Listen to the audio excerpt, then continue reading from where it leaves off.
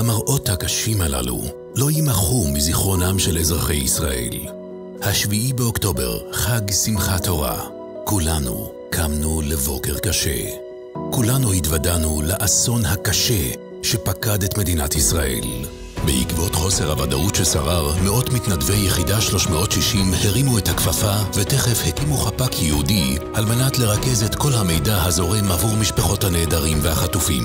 במקביל, באותו ערב חברו המתנדבים לחוקרי יחידה להב 433 של משטרת ישראל והקימו חמ"ל משותף עם פיקוד העורף ויחידה 8200 במרכז המשפחות באיירפורט סיטי. ביום ראשון, 8 באוקטובר, הקימו המתנדבים חמ"ל משפחות מחוץ לבסיס שורה שהפך לתחנת ריכוז החללים.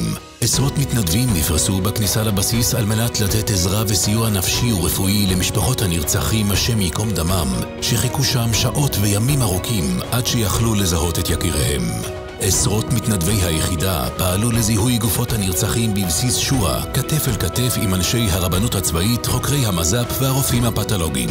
צוותים רבים של היחידה פעלו בדרום הארץ באיסוף גופות, ניקוי ותיאור המיגוניות והבתים של נרצחי הטבח. יחד עם כוחות צה"ל, הצוותים התפרסו בשטח וסייעו בחיפוש נעדרים ואיתור ממצאים שהובילו לזיהוי חללים נוספים והבאתם לקבורה. מתנדבי היחידה עמדו בחזית ההסברה הבינלאומית והעבירו לעולם את המראות הקשים עליהם נחשפו במהלך פעילותם כחלק מהמאמץ ההסברתי הלאומי. יחידה 360, היחידה שעושה את העבודה.